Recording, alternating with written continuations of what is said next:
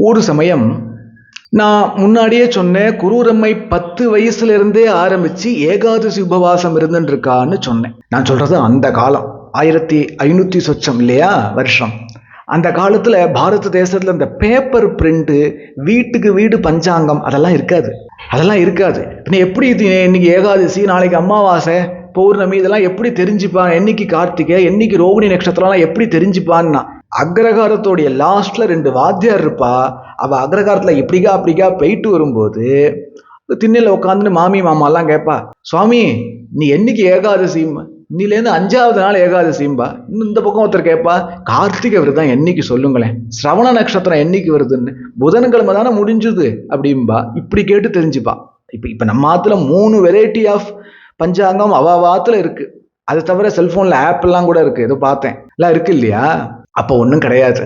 அப்ப இந்த 10-11 வயசுல ஏகாதசி உபவாசம் இருக்கும்போது இந்த குரூரம்மை, இந்த கௌரி எப்படி ஏகாதசியை கண்டுபிடிப்பான்னா, அது ஒரு ரசமான விஷயம்.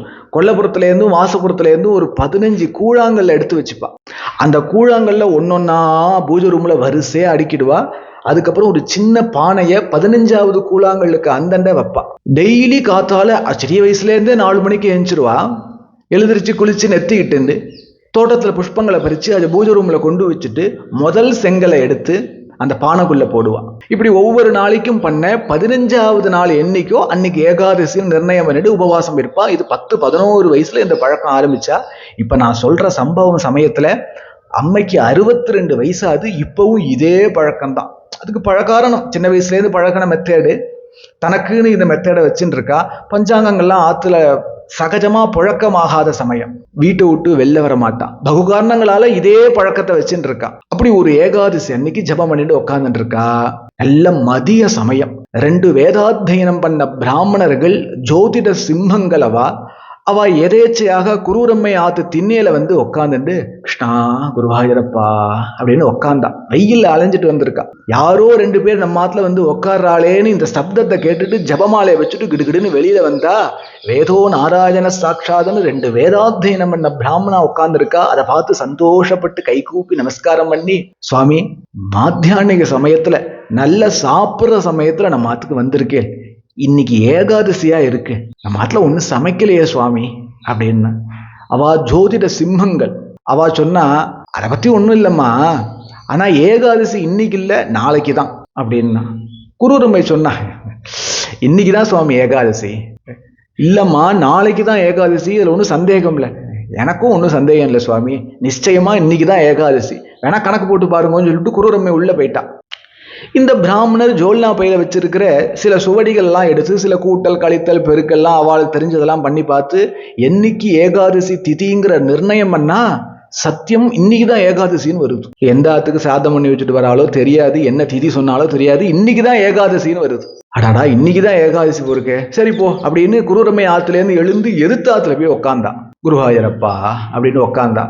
அவாத்து மாமி வெளியில வந்து, அடாடாடா மாத்தியானிகத்துல சாப்பிட்ற சமயத்துல வந்தேலே, நான் என்ன பாக்கியம் பண்ணோம், வாங்கோ கை கால சுத்தம் பண்ணிட்டு மாத்தியானம் பண்ணிட்டு வந்தேன்னா நம்ம ஆத்துல சாப்பிடலாம் சித்த வாங்கலே அப்படின்னு கூப்பிடுறான். இந்த சம்ஸ்காரத்தை பத்தியெல்லாம் நம்ம ஆத்துல என்ன இருக்கோ அதை நம்ம சாப்பிட்ற சமயத்துல யாராவது அதிதிகள் வந்துட்டானா அவளுக்கு போட்டுட்டு நாம பட்டினியா இருந்தோன்னு வைங்கோ, அதை நினைச்சு கிருஷ்ணனே கண்ணீர் விடுவான். நாம அவளுக்கு போட்டுட்டு பட்டினியா இருக்கிற அளவுக்கு தரித்திரம் இன்னும் யார் ஆத்துக்கும் வந்துடலை. அப்படி இருந்துட்டு போன் பண்ணிட்டு வந்தா என்ன, வாட்ஸ்அப்ல மெசேஜ் அனுப்பிச்சிட்டு வந்தா என்னன்னு வெளியில சொல்லாட்டா கூட மனசுலயாவது நினைக்கிறோம் இல்லையா. ஆனா பாருங்கோ, அவாத்துல ஏதோ கஞ்சியோ கூழோ தான் இருக்கும், அதை இவாளுக்கு பகிர்ந்துட்டு இவா சாப்பிட்டுட்டு தான் பட்னி இருக்கிறதுல ஒரு சுகத்தை கண்டிருக்கா வாழலாம். அந்த காலத்துல இருக்கிற பெரியவாள்லாம் சாப்பிட வாங்கலேன்னு இந்த மாமி கூப்பிடுறா. இந்த பிராமணர் சொல்றார், ஏமா உங்க ஆத்துல ஏகாதசி இல்லையா அப்படின்னு. அந்த மாமி சொல்றா, எங்க ஆத்துல ஏகாதசி உண்டு, நாளைக்கு தானே ஏகாதசிங்கிற. என்னம்மா எங்களுக்கு தெரியாதா, இன்னைக்குதான் ஏகாதசி. சுவாமி நீங்க எந்த வாத்தியாட்ட படிச்சேன்னு தெரியல, அவரை போலயே கணக்கு போடுறேலே, இன்னைக்கு இல்ல ஏகாதசி நாளைக்கு தான் ஏகாதசி, நல்லா கணக்கு பண்ணி பாருங்கிறா. இது இவ்வளவு திடமா அந்த மாமி சொல்றாளே சொல்லிட்டு மறுபடியும் ஜோல்னா பையில இருக்கிற சுவடிகள் எல்லாம் எடுத்து அப்படிக்கா இப்படிக்கா கணக்கெல்லாம் போட்டு பார்த்தா சத்தியம் நாளைக்கு தான் ஏகாதசின்னு வருது. ஏது எதிர்த்தாத்துல உட்காந்து கணக்கு பண்ணி பார்க்கும்போது இன்னைக்கு ஏகாதசின்னு வந்தது. ஒரு 5 நிமிஷம் வித்தியாசத்துல இந்த ஆத்துல உட்காந்து கணக்கு பண்ணி பார்க்கும்போது நாளைக்கு ஏகாதசின்னு வருது. என்ன ஆச்சரியமா இருக்கே, என்ன ஆச்சரியம் தெரிஞ்சுக்கணும் அப்படின்னு சொல்லிட்டு மறுபடியும் ஜோல்னா பையெல்லாம் எடுத்துட்டு குரூரம்மையோட ஆத்த திண்ணையில போய் உட்காந்துட்டு மறுபடியும் கணக்கு போட்டு பார்த்தா இன்னைக்கு ஏகாதசின்னு வருது. ஏது இந்த ஊர்ல இருக்க முடியாது போருக்கேன்னு 2 பிராமணாலும் எடுத்தா ஓட்டம், ஊரை விட்டு ஓடி போயிட்டான். இவ ஊரை விட்டு ஓடின பிறகு குரூரம்மையோடைய ஆத்து திண்ணையில அந்த தூணை கட்டிண்டு ஒரு விஷம சிரிப்பு, நமுட்டு சிரிப்பு சிரிச்சுட்டு குருவாயூரப்பன் பாலகோபாலனாக நிற்கிறானா. சிரிப்புக்கு என்ன அர்த்தம்னா, எங்க அம்மா என்னைக்கு ஏகாதசி உபவாசம் பண்றாலோ அன்னைக்குதான் ஏகாதசி. என் பக்தன் என்னைக்கு ஏகாதசி சொல்றானோ அன்னைக்குதான் ஏகாதசி. என் பக்தனுடைய வாக்க சத்தியம் பண்ண வேண்டியது என் கடமை இல்லையா அப்படின்னு அர்த்தமா அந்த நமுட்டு சிரிப்புக்கு. வாஸ்தவத்துல குரூரம்மைக்கு மட்டும்தான் அன்னைக்கு ஏகாதசி, ஊர் உலகத்துக்கெல்லாம் நாளைக்கு தான் ஏகாதசி. இப்படி ஒரு ரசமான சம்பவம். அப்படி இருக்க மற்றொரு சமயம் வில்வமங்கல சுவாமியார் மகா கிருஷ்ண பக்தர், குருவாயூரப்பனே கதின்னு இருந்தவர், மகா தபஸ்வி, சந்நியாசி. அவர் ஒரு முறை குருவாயூரப்பனை தரிசனம் பண்ணிட்டு குருவாயூரப்பனை பிரத்யக்ஷமா பார்க்கக்கூடியவர். அவர் குருவாயூர்ல போனா உள்ள கர்ப்ப கிரகத்துல அந்த மூர்த்திய விக்கிரகத்தை பார்க்கும்போது அதுல கிருஷ்ண சாநித்தியம், அதுல கிருஷ்ணன் இருக்கானா இல்லையான்னு பார்த்துடுவார். அப்பேற்பட்ட பரம பக்தர் ஒரு நாளைக்கு ஒரு முறையாவது கிருஷ்ணனை பிரத்யக்ஷமா பார்த்துருவார். ரொம்ப சகஜமா பார்த்துருவார். பெரும்பாலும் அவாத்துல காத்தால பூஜை பண்ணி முடிச்சோன்னே நிவேத்திய பொருட்களை கையால வாங்கிக்கிறதுக்கு கிருஷ்ணனே வருவான், குருவாயூரப்பனே வருவான். அப்படின்னா எந்த ஒரு நிலையில இருக்கக்கூடிய பரம பாகவதோத்தமர் வில்வமங்கல சுவாமியார்னு புரிஞ்சுக்கோங்க. நாளைக்கு அந்த மகாத்மாவுடைய சரித்திரத்தை நாளைக்கு பார்க்க போறோம். அப்படி வில்வமங்கல சுவாமியார் ஒரு நாளைக்கு குருவாயூரப்பனை உள்ள நிர்மால்ய தரிசனத்துல 3:10 பார்த்துட்டு பிரதட்சணம் பண்ணிட்டு வெளில வரார். வெளில வந்தா கிழக்கு கோபுரம் வழியா வெளில வரும் பொழுது நரம்பும் தோளுமா இருக்கிற ஒரு பிராமணர் சாஷ்டாங்கமா விழுந்து நமஸ்காரம் பண்ணார். சன்னியாசியோ இல்லையோ, மகானோ இல்லையோ, ஏன்பா அப்படின்னு கேட்டார். இந்த பிராமணர் பார்த்தா பிராமணர்னு பூனல் தெரிகிறது, கச்சம் கட்டின்னு இருக்கார், உடம்பு நரம்பும் தோளுமா இருக்கு, புல்லாங்குழல் மாதிரி காத்து மட்டும் தான் உள்ள போயிட்டு வருது. அப்படி இருக்கார், பார்க்கறதுக்கே பாவமா இருக்கு. ஏன்பா அப்படின்னு வில்வமங்கல சுவாமியார் கேட்க அந்த வந்த பிராமணர் சொன்னார், சுவாமி நான் சாப்பிட்டு 9 வருஷம் ஆறுது சுவாமி அப்படின்னா. ஏன்பா உனக்கு ஏதாவது தரித்திரியமா? கவலைப்படாதே, உனக்கு உத்தரம் நீ செல்வம் நீ க்ஷேமமா இருப்பேன்னு ஆசீர்வாதம் பண்ணார். சுவாமி நான் செல்வத்துக்கெல்லாம் ஒன்றும் கஷ்டப்படலை, அப்புறம் ஏன் நீ சாப்பிடலை அப்படின்னு. சுவாமி தீர்த்தத்தை தவிர வேற ஏதாவது ஒரு பதார்த்தம், ஒரு அரிசி மணி, ஒரு பருக்க வாய்க்குள்ள போயிட்டா கூட தாங்க முடியாத வயிற்று வலியில அப்படியே வாமிட் பண்ணிடுறேன் சுவாமி. வாமிட் பண்றது பிரச்சனை இல்லை, அதுக்கப்புறம் வந்த வயிற்று வலியை நிக்கிறதுக்கு 2-3 நாட்கள் ஆறுது, தாங்க முடியல சுவாமி. ஒரு வாரம் சாப்பிட்டு 9 வருஷம் ஆறுது சுவாமி. நான் ஏதோ ஒரு பாபம் பண்ணியிருக்கேன், அந்த பாபத்தினாலதான் இந்த ஒரு துக்கம் எனக்கு வந்திருக்குன்னு தெரியறது, புரியறது, தாங்க முடியலையே. அதனாலதான் உங்களை பார்த்து இதுக்கு விமோசனம் கேட்டு வந்திருக்கேன் அப்படின்னு சொல்ல வில்வமங்கல சுவாமியார் சொன்னார், அதுக்கு என்னப்பா நான் உள்ள குருவாயூரப்பன்ட்ட கேட்டுட்டு வரேன். எவ்வளவு சகஜமா சொல்றாரு பாருங்க, நான் உள்ள குருவாயூரப்பன்ட்ட கேட்டுட்டு வரேன் அப்படின்னு சொல்லிட்டு இவர் மறுபடியும் உள்ள குருவாயூரப்பன்ட்ட போய், கிருஷ்ணா வரு, வாசல்ல ஒரு பிராமணரை பார்த்தேன், அந்த பிராமணர் பாவம்டா, 9 வருஷமா வயிற்று வலியில கஷ்டப்படுறாரா, ஒரு வா கூட சாப்பிடலையா, அவருக்கு வயிற்று வலி எப்போ போகும், எப்ப சரியாகும் அப்படின்னு கேட்டார். கிருஷ்ணன் சொன்னா, அவருக்கு இந்த ஜென்மா பூரா வயிற்று வலி போகாது, அடுத்த ஜென்மாலையும் இருக்குன்னு சொல்லுன்ட்டார். வில்வமங்கல சுவாமியார் சரின்னு சொல்லிட்டு மறுபடியும் வெளில வந்தா அது பிராமணர் ஆவலோட நிற்கிறார். சுவாமி கேட்டேலா, பகவான்கிட்ட கேட்டேலா, எனக்கு விமோச்சனம் உண்டா அப்படின்னு கேட்கிறார். இவர் பாவம் வில்வமங்கல சுவாமியார் ரொம்ப தயங்கிண்டே சொல்றார், அப்பா நான் பகவான்கிட்ட கேட்டேன், அவர் இந்த ஜென்மா பூரா உனக்கு வயிற்று வலி சரியாகாது, அடுத்த ஜென்மாலையும் இது கண்டினியூ ஆகும்னு சொல்லிட்டார் அப்படின்னு சொல்லிட்டு அதற்கு மேல அங்க நிக்க சங்கடப்பட்டு வில்வமங்கல சுவாமியார் போயிட்டார். இத கேட்டுட்டு தலையில இடி விழுந்தது போல ஆச்சு அந்த பிராமணருக்கு. தாங்க முடியல துக்கம், பயப்படுறார் அந்த வயிற்று வலியை நினைச்சு. வயிற்று வலியும் பல்வலியும் வந்தவனுக்கு தான் புரியும்பா. அது நம்மளால நினைச்சு பார்க்க முடியாத அளவுக்கு வயிற்று வலியால துடிப்பார் அவர். பித்தப்பை எல்லாம் ப்ராப்ளம் வந்ததுன்னா ஒரு வலிக்கும் பாருங்க, யாருக்காவது அனுபவிச்சிருக்கா, அதோடைய 100 மடங்கு இவரை கஷ்டப்படுத்தியது. பசிச்சா சாப்பாடு முன்னாடி பயம் இல்லாம உட்கார முடியாது, அப்படி துன்பப்பட்டார் இவர். இந்த செய்தி கேட்ட உடனே இவர் தற்கொலை பண்ணிக்கலாமான்னு நினைச்சிருக்கார். இப்ப தற்கொலையும் பண்ணிக்க முடியாது. காரணம் என்ன அப்படின்னா, செத்தாலும் அடுத்த ஜென்மால வயிற்று வலி வரும். இவர் குருவாயூர் க்ஷேத்திரத்துக்கு பக்கத்துல ருத்ர தீர்த்தத்துல உட்கார்ந்துட்டு தன் பிராரப்தத்தை நினைச்சு ஹோன்னு அழறார். யாரோ பிராமணர் யாரோ ஒருத்தர் அலற சத்தம் கேட்கறதேன்னு அந்த பக்கம் போயிட்டு வரக்கூடிய ஒரு மாமி எட்டி பார்க்கறா. குளத்தங்கரையில ஒரு பிராமணர் உட்காந்து அழுதுன்னு இருக்கார். சுவாமி ஏன் அழறையல்னு கேட்டா தன்னுடைய பிரச்சனைகளை சொன்னார். அதுக்கு வில்வமங்கல சுவாமியார் சொன்ன விஷயத்தையும் சொன்னார். இந்த மாமி சொன்னா, அடாடா வில்வமங்கல சுவாமியாரே சொல்லிட்டாரா, வேற என்ன கிடைக்க போகுது, என்ன பிராரப்தமோ ஏதோ யாரு கண்டா, சரி அது போட்டும், எதுக்கும் நீங்க போகும்போது குரூரம்மையை பார்த்துட்டு போங்களேன் அப்படின்னா, ஆமா ஆமா நானும் குருமையை பத்தி கேள்விப்பட்டிருக்கேன், அவசியம் பார்த்துட்டு போறேன்னு ஒரு 7 மணி 8 மணிக்கெல்லாம் குருவாயூர்லேருந்து கிளம்பி அங்கேருந்து 19 கிலோமீட்டர் நடந்தே வந்தார். வந்து சேருவதற்குள்ள மதியம் ஆயிடுத்து. ஒரு 12 ஆயிடுத்து. குரூரம்மையுடைய ஆத்து திண்ணையில சித்த நேரம் உட்காருவோன்னு கிருஷ்ணா குருவாயூரப்பான்னு உட்கார்ந்தார். யாராவது திண்ணையில வந்து உட்காந்துட்டா உடனே குரூரம்மைக்கு தெரிஞ்சிடும் இல்லையா, யாரோ வந்திருக்காளே, அதுவும் சாப்பிட்ற சமயத்துல வந்திருக்கார். கிடுகிடுன்னு அந்த 62 வயசு கிழவி குரூரம்மை ஏஞ்சி வந்து கதவை திறந்து பார்த்தா ஒரு பிராமணர் உட்கார்ந்துட்டு இருக்கார். அம்மா சந்தோஷப்பட்டா, அடடா சாப்பிட்ற சமயத்துல பிராமணாலா வந்திருக்கேளே, உள்ள வாங்கோ சாப்பிடலாம், எல்லாம் ரெடியா இருக்கு அப்படின்னா. சாப்பிட வாங்கோன்னு அம்மா கூப்பிட்டோன்னு குபு குபுன்னு அழுக வந்துடுத்து. ஸ்வபாவதா மாத்ருபாவமா இருக்கக்கூடிய குரூரம்மை இப்படி தன் முன்னாடி ஒருத்தர் அழறத பார்த்துட்டு தாங்க முடியல. உடனே ஏன் அழறேல் சுவாமி, நீங்க ஏன் அழறேல், என்ன விஷயம்னு சொல்லுங்க. அம்மா அம்மா நான் சாப்பிட்டு 9 வருஷம் ஆச்சுமா, நான் ஏதாவது சாப்பிட்டேன் ஆனால் எனக்கு தாங்க முடியாத வயிற்று வலி வந்துடும், தாங்க முடியாத வயிற்று வலி வந்துடும் அப்படின்னு தன்னுடைய சரித்திரத்தெல்லாம் சொன்னார். அதுக்கப்புறம் வில்வமங்கல சுவாமியார்கிட்ட போனதையும் வந்ததையும் சொன்னார். எல்லாத்தையும் கேட்டுண்டு சரி சரி சுவாமி அவங்க குளிச்சுட்டு மாத்தியானம் பண்ணிட்டு வாங்க சாப்பிடலாங்கிற. சாப்பிட்டா என்ன ஆகும்னு 1 மணி நேரம் கதையா சொல்லியிருக்கார் இந்த பிராமணர். ரொம்ப சகஜமா கூப்பிட்டா, அதுக்கு இல்லைம்மா அப்படின்னு மறுபடியும் தயங்கினா. வயிற்று வலிலாம் வராது சுவாமி, நான் கிருஷ்ணன்ட்ட பார்த்து சொல்லிக்கிறேன், நீங்க குளிச்சுட்டு வாங்க அப்படின்னு. என்னமோ சொல்றாளேன்னு இவர் போய் குளிச்சுட்டு, எப்படியா இருந்தாலும் மாத்தியானிக ஸ்நானம் உண்டோ இல்லையோ, போய் மாத்தியானிகத்துல ஸ்நானம் பண்ணிட்டு மாத்தியானம் பண்ணிட்டு உள்ள வந்தா அம்மா பெரிய இலை போட்டு 2 கரிமீது 2 கூட்டு, அப்புறம் சாதம் போட்டு அதுல நெய் ஊத்தி பருப்பு போட்டு பக்கத்துல சாம்பார் ரசங்கள் எல்லாம் வச்சு வெத்த குழம்புலாம் வச்சு ரெடியா இருக்கா. இதை பார்த்தோன்னே அள்ளி சாப்பிடணும் போல தோணுச்சு. சாப்பிட்டா என்ன ஆகுங்கிற அந்த வயிற்று வலியோடைய பயம் இவளை ரொம்ப கஷ்டப்படுத்தியது. பயந்துட்டார் சாப்பாடை பார்த்துட்டு. இப்படி ஒரு நிலைமை யாருக்காவது வரலாமோ? ஈஸியா கேட்கிறோம் கதை, சாப்பாடு பார்த்து நித்தியபடி ஒருத்தர் பயப்படலாமோ? பயந்தார். இந்த அம்மா ரொம்ப சகஜமா குரூரம்மை சொன்னா, வாங்க உட்காருங்க சாப்பிடலாம் வாங்க. அம்மா எனக்கு வயிற்று வலிக்கும்மா. வலிக்காது, உட்காருங்க. கிருஷ்ணா இவர் ஏதோ 9 வருஷமா சாப்பிடலையாண்டா, வயிற்று வலி ரொம்ப கஷ்டப்படுத்துறதுதான், இவருக்கு வயிற்று வலியை சரி பண்ணு அப்படின்னு சொல்லிட்டு சரி பண்ணிடுவான், நீங்க உட்காந்து சாப்பிடுங்கன்னா. இவருக்கு ஒன்றும் புரியல. சரி பெரியவா ஏதோ சொல்றாளேன்னு உட்காந்துட்டு பயந்துண்டே கையை நெடுங்கிண்டே ஒரு பருக்கைய வாயில வச்சார். ஒன்றும் ஆகலை. ஒரு பருக்க 1 ரூபா ஆச்சு 2 ரூபா ஆச்சு, இலையவே காலி பண்ணிட்டார். 2 வாட்டி ரசம் 2 வாட்டி சாம்பார் வெத்த குழம்பு, யாருக்கும் கிடைக்கப்படாதுன்னு மொத்த பாயசம் எல்லாத்தையும் சாப்பிட்டுட்டார். பாவம் 9 வருஷம் சாப்பிடாததையும் சாப்பிட்டு முடிச்சுட்டார். வயிற்று வலி வரல, வாமிட் வரல. அவரே ஆச்சரியப்பட்டு போயிட்டார். சந்தோஷமா அந்த அம்மா காலில் விழுந்து நமஸ்கரிச்சார்.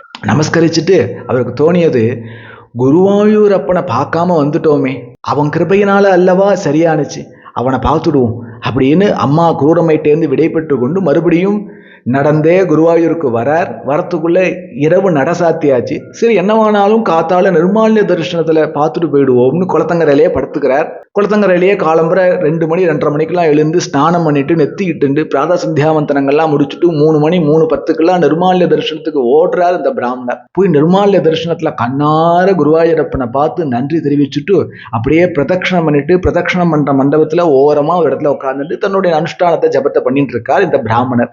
அது சமயமா உள்ள குருவாயூரப்பனை பார்த்துட்டு நமஸ்கரிச்சுட்டு வில்வமங்கல சுவாமியார் வெளியில வரார். வில்வமங்கல சுவாமியாரும் இவரை பார்த்துட்டார். இந்த பிராமணரும் வில்வமங்கல சுவாமியாரை பார்த்துட்டார். வில்வமங்கல சுவாமியார் இதை எப்படி ஹேண்டில் பண்றதுக்கு கொஞ்சம் சங்கடமா இருந்ததுனால பார்த்தும் பார்க்காம இப்படி போக, அந்த பிராமணர் சந்தோஷமா எழுந்திருச்சு வந்து குடுகுடுன்னு இந்த சுவாமியை பார்த்து விழுந்து நமஸ்கரிச்சு கையை கூப்பின்னு நின்னார். வில்வமங்கல சுவாமியார் சொன்னார், அப்பா உன் விதி எதவோ அதை நான் சொல்லிட்டேன்ப்பா, என்னால ஒன்றும் பண்ண முடியாது அப்படிங்க. ஐயா அதை பத்தி ஒன்றும் இல்லை சுவாமி, வயிற்று வலிலாம் சரியா போய் சௌக்கியமா இருக்கேன்னா.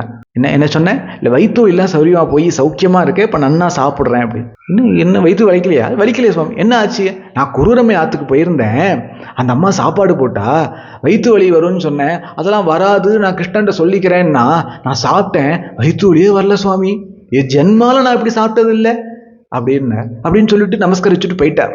இதை கேட்ட உடனே வில்வமங்கல சுவாமியார் வந்ததே ஒரு கோபம். கோபம்னா ரசமான கோபம். அந்த கோபத்துல கிடுகிடுன்னு மறுபடியும் கர்ப்பகிரகத்துக்கிட்ட போனார் குருவாயூர்ல. ஏ கிருஷ்ணா, போக்குரித்தனம் காட்டுறதுலாம் ராதைகிட்ட வச்சுக்கோ, கோபிகைகள்கிட்ட வச்சுக்கோ. அவள்கிட்ட நீ உன்னுடைய போக்குரித்தனத்தையும் விஷமத்தையும் காமிச்சேன்னா அவ நன்னா திருப்பி உனக்கு காமிச்சிடுவா. என்கிட்ட இது மாதிரிலாம் பண்ணாத, நாக்கும் வாக்கும் கரெக்டா இருக்கணும் அப்படின்னு திட்டுறார். குருவாயூரப்பன் சொன்னா, என்ன விஷயம்னு சொல்லுங்க சுவாமி, ஏன் படபடப்பா இருக்கல, என்ன விஷயம், என்ன விஷயம்னு நிதானமா கேட்கற. நேற்றைய தினம் ஒரு பிராமணருக்கு வயிற்று வலின்னு வந்தேனா இல்லையா? ஆமா வந்தேன். அவருக்கு வயிற்று வலி எப்ப சரியா போகும் நான் கேட்டேனா இல்லையா? நீ என்ன சொன்ன? விளையாடாத கிருஷ்ணா, சரியா போக இந்த ஜென்மாலையும் சரியா போகாது, அடுத்த ஜென்மாலையும் சரியா போகாதுன்னு சொன்னியா இல்லையா? ஆமா சொன்னேன். வயிற்று வலி சரியா போயிட்டுங்கிற? ஆமா நான் தான் சரி பண்ணேன். பாரு, இந்த மாதிரி போக்குரித்தனங்கள்லாம் என்கிட்ட வச்சுக்காத. சுவாமி இருங்கோ, நீங்க வயிற்று வலி எப்ப சரியா போகும்னு கேட்டேன், சரியா போகாதுங்கிற உண்மையை சொன்னேன். ஆனா எங்க அம்மா நீ வயிற்று வலியை சரி பண்ணுன்னுட்டா எங்க அம்மா வாக்க நான் எப்படி மீறது? அதனால சரி பண்ணிவிட்டேன். என்ன உங்க அம்மாவா? யார் உங்க அம்மா? எங்க அம்மா தெரியாதா? குரூரம்மை அப்படின்னு சொல்லிட்டு மறைஞ்சிட்டான். அப்படியே ஹிருதயத்துல குரூரம்மையை நினைச்சு அவளுடைய பாக்கியத்தை நினைச்சு சந்தோஷப்பட்டார். இந்த கோபங்கள்லாம் ஒரு சுகமான கோபம், மனுஷாளுக்கு வரக்கூடிய கோபம் இல்லை, ஈஸ்வரனோட உரிமையோட ஒரு பக்தியில கோபப்படுறது. கோபதாபங்களை ஜெயிச்சவாளாக்கும் சாதுக்க. அவளுக்கு கோபம் வருமோ? அதுவும் சாட்சாது பகவான் இடத்துல வருமோ? இதெல்லாம் ஒரு லீலைகள். இப்படி இருக்க இப்போ குரூரம்மைக்கு 70-75 வயசாயிடுத்து. அது பரியந்தம் கிருஷ்ணன்ட்ட எதையுமே கேட்காத உத்தமி. ஆனா எது கேட்டாலும் உடனே நிறைவேற்றி கொடுக்கறதுக்கு பகவான் தயாரா இருந்த போதிலும் தனக்குன்னு ஒன்னும் கேட்டுக்கல. இந்த தரிசனத்தையே லாபோ மத்தரிசனம் அப்படின்னு கிருஷ்ணனே சொல்றான். என்னுடைய தரிசனமே லாபம் அப்படிங்கிறான். அந்த தரிசனத்தை கூட தரிசனம்னு பார்க்கல, என் புள்ளன்னு நினைச்சிருந்தா. இப்ப அம்மாவுக்கு குரூரம்மைக்கு 75 வயசாயிடுத்து. படுத்த படுக்கை ஆயிட்டான். மரண படுக்கையில இட்ட கையும் இட்ட காலுமாக படுத்துட்டா. மூச்சு விடுறது கூட சிரமமா இருக்கு. யாரு பார்த்துப்பா? புள்ள பார்த்துப்பானா? புள்ளதான் இல்லையே. கணவர் பார்த்துப்பாரா? பார்த்துக்கிறதுக்கு ஏதாவது பந்துக்கள் இருக்காளா? யாருமே இல்லையே. அநாதையால்லவா அம்மா இருக்கா? யாரெல்லாம் அநாதன்னு நினைக்கிறேளோ அவளுக்கெல்லாம் குருவாயூரப்பன் தான் பந்து. இந்த குருவாயூரப்பன் நம்ம கோபாலன் தான் பந்து, கிருஷ்ணன் தான் பந்து. அதுவும் குரூரம்மை இப்படி படுத்துட்டு இருக்கானா யாரு பார்த்துப்பா? ஜென்மா பூரா யாரையே நினைச்சிருந்தாலோ அவனல்லவோ பார்த்துக்கணும். பகவான் கிருஷ்ணன் கூடவே இருந்து அம்மாவுடைய கை காலில் அமுக்கி விட்டு நெத்தியில தைலங்கள்லாம் பூசி அப்பப்பா அம்மா வெந்நீர் சாப்பிடுமா, கஞ்சி சாப்பிட்றியா அப்படின்பா. அப்ப அம்மா அப்பையும் படுத்த படுக்கையா இருக்கும்போது அம்மா சொல்லுவா, குழந்தை நீ ஒருவா கஞ்சி சாப்பிட்றா, உன் தப்ப பசிக்க போறதுரா அப்படின்பா. மாத்ருபாவம் அது என்னைக்குமே விட்டு போகாது. நம்ம மேல நம்ம அம்மா அப்பா வச்சிருக்கிற பாசம் நாம நடந்துக்கிறத பொறுத்து மாறவா போறது. அவ ஒரே அன்பைதான் காட்டின்னு இருப்பா இல்லையா? நம்ம மனுஷனா இருக்கக்கூடிய அம்மா அப்பாவே இப்படின்னா அந்த அம்மா அப்பாவை நமக்கு கொடுத்த வாஸ்தவ அம்மா அப்பாவான குருவாயூரப்பன் பகவான் நம்ம இடத்துல எவ்வளவு அன்போட இருப்பார். அந்த அன்பை பார்க்க தெரியாம தான் நம்ம கஷ்டப்படுறோம். பார்க்கறதுக்கு தான் சாது சங்கம், கதாசிரவணம், ஜபம் எல்லாம். அந்த உயர்ந்த அன்பை பார்த்து அதோட நம்மளை கனெக்ட் ஆகிக்கிறதுக்கு தான் இந்த ஜீவிதமே. அம்மாவுக்கு எல்லாம் இவன் தான் பண்ணான். அம்மா மேல் மூச்சு கீழ் மூச்சு வாங்கிட்டு இருக்கா. இதுக்கு மேல மரண அவஸ்தைய அம்மாவுக்கு கொடுக்க விரும்பாத பகவான் அம்மா கிட்ட பேசுறான். என்ன பேச? அம்மா இவ்வளவு நாள் உன் கூட உன் ஊர்ல இருந்தேன் இல்லையா, இப்ப என் ஊருக்கு வந்துடுறியான்னு குழந்தை கோபாலன் குருவாயூரப்பன் அம்மாட்ட கேட்கறான். அம்மா குரூரம்மை சொன்னா, உன் ஊரு எது அப்படின்னு கேட்கறா. என் ஊரு தெரியாதாமா? குருவாயூர். என் ஊரு குருவாயூர்மா, நீ வந்துடுறியா? குருவாயூர்ல இருக்கிற அவன் ஏதோ சொல்றான் போருக்குன்னு நினைச்சுட்டார் அம்மா. பகவான்னு அப்பவும் தோணலை. சொல்ற, குருவாயூர் போகணும் தான்டா நினைக்கிறேன். இனிமே இந்த வயசுல எப்படிரா? போக வேண்டிய வயசுல எல்லாம் போகல. என்னால ஏஞ்சி ஒரு அடி எடுத்து வைக்க முடியல. நான் எப்படிரா குருவாயூர் போறது? நான் கூட்டின்னு போறேன் அப்படின்னு கைய நீட்டுறான்.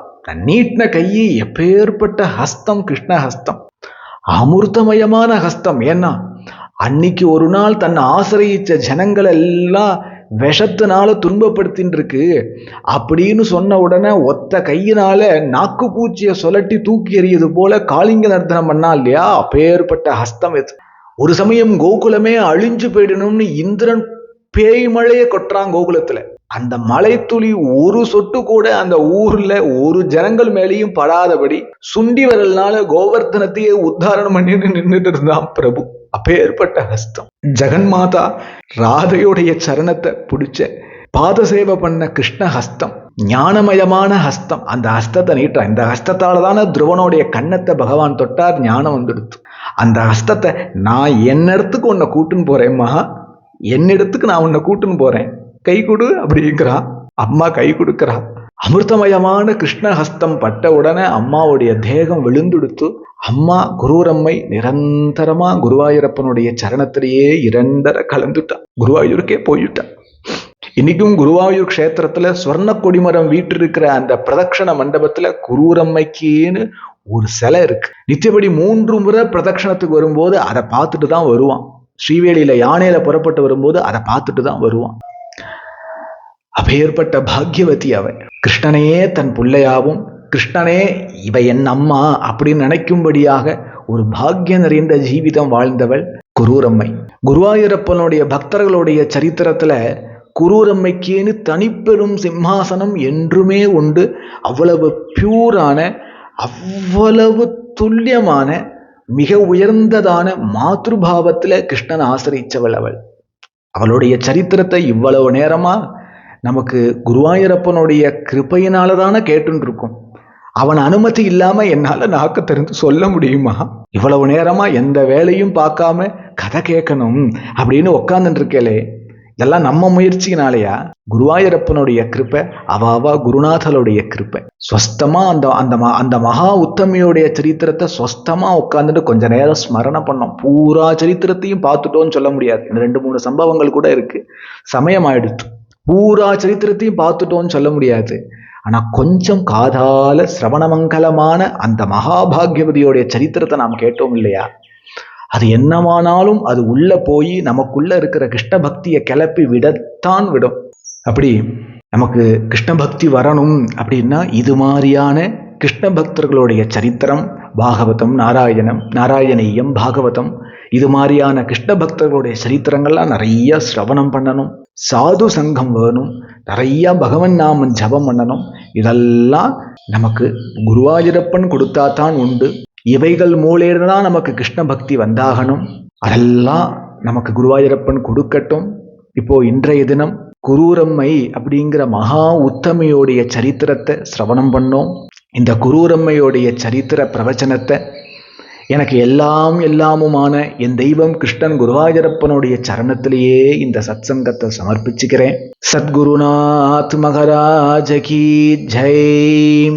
கோபிகா ஜீவனஸ்மரணம் கோவிந்தா கோவிந்தா. நாளைக்கு வில்வமங்கல சுவாமியாருடைய சரித்திரத்தை பார்ப்போம்.